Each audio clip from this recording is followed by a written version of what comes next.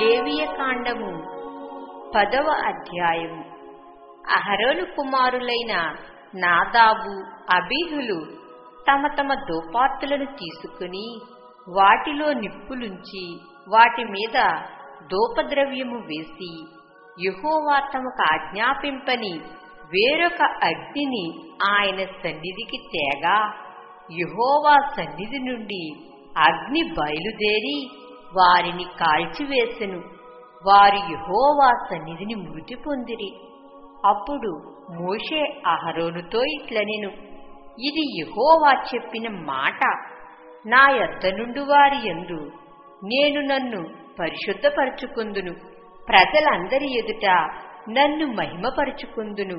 అహరోను మౌనముగా ఉండగా మోషే అహరోను పినతండ్రి అయిన ఉజ్జీయేలు కుమారులైన మిషాయేలును ఎల్సాఫానును పిలిపించి, మీరు సమీపించి పరిశుద్ధ స్థలము ఎదుట నుండి పాళెము వెలుపలికి మీ సహోదరుల శవములను మూసుకుని పోవుడని వారితో చెప్పెను. మోషే చెప్పినట్లు వారు సమీపించి చొక్కాయిలను తీయకయే పాళెము వెలుపలికి వారిని మూసుకుని పోయిరి.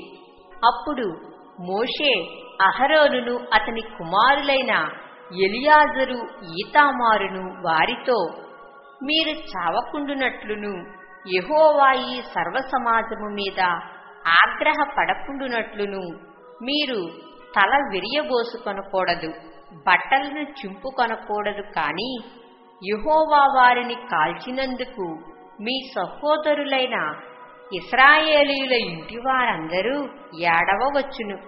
యెహోవా అభిషేక తైలము మీ మీద ఉన్నది కనుక మీరు చావకుండునట్లు మీరు ప్రత్యక్షపు గుడారము యొక్క ద్వారములో నుండి బయలు వెళ్ళకూడదనెను.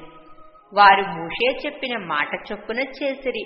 మరియు యెహోవా అహరోనుతో ఇట్లనెను, మీరు ప్రత్యక్షపు గుడారములోనికి వచ్చునప్పుడు మీరు చావకుండునట్లు నీవును నీ కుమారులను ద్రాక్షారసమునే కాని మద్యమునే కాని త్రాగకూడదు.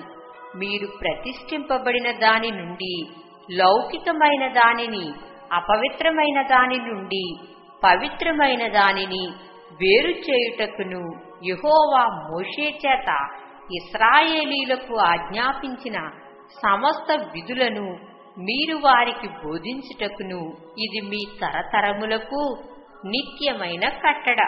అప్పుడు మోషే అహరోనుతోనూ మిగిలిన అతని కుమారులైన ఎలియాజరు, ఈతామారులతోనూ ఇట్లనెను, మీరు యెహోవా హోమ ద్రవ్యములలో మిగిలిన నైవేద్యమును తీసుకుని అది పొంగకుండా బలిపీఠము దగ్గర తినుడి. అది అతి పరిశుద్ధము. యెహోవా హోమ ద్రవ్యములో నుండి అది నీకును నీ కుమారులకును నియమింపబడిన వంతు. కావున మీరు పరిశుద్ధ స్థలములో దానిని తినవలెను. నేను అట్టి ఆజ్ఞను పొందితిని. మరియు అల్లాడించు బోరెను, ప్రతిష్ఠితమైన జబ్బను మీరు, అనగా నీవును నీతో పాటు నీ కుమారులను నీ కుమార్తెలను పవిత్ర స్థలములో తినవలెను. ఏలయనగా అవి ఇశ్రాయేలీయులు అర్పించు సమాధాన బలులలో నుండి నీకును నీ కుమారులకును నియమింపబడిన వంతులు. హోమద్రవ్య రూపమైన క్రొవ్వును కాక యెహోవా సన్నిధిని అల్లాడింపబడిన దానిగా దానిని అల్లాడించునట్లు ప్రతిష్ఠితమైన జబ్బను, అల్లాడించు బోరెను తీసుకుని రావలెను.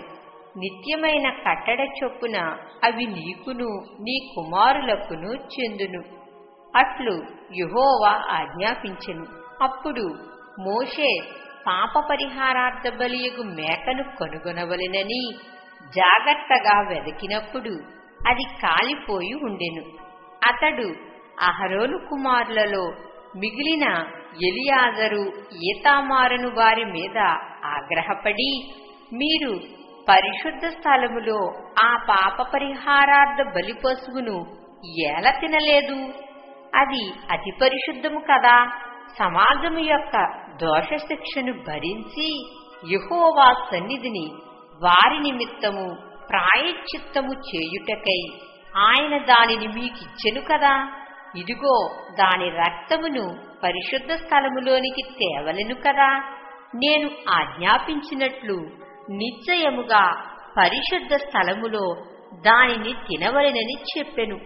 అందుకు అహరోను మోషేతో, ఇదిగో నేడు పాప పరిహారార్థ బలిపశువును దహనబలి ద్రవ్యమును యెహోవా సన్నిధికి వారు తేగా ఇట్టి ఆపదలు నాకు సంభవించెను. నేను పాప పరిహారార్థమైన బలిద్రవ్యమును నేడు తినిన ఎడల అది యెహోవా దృష్టికి మంచిదగునా అనెను. మోషే ఆ మాట విని ఒప్పుకొనెను.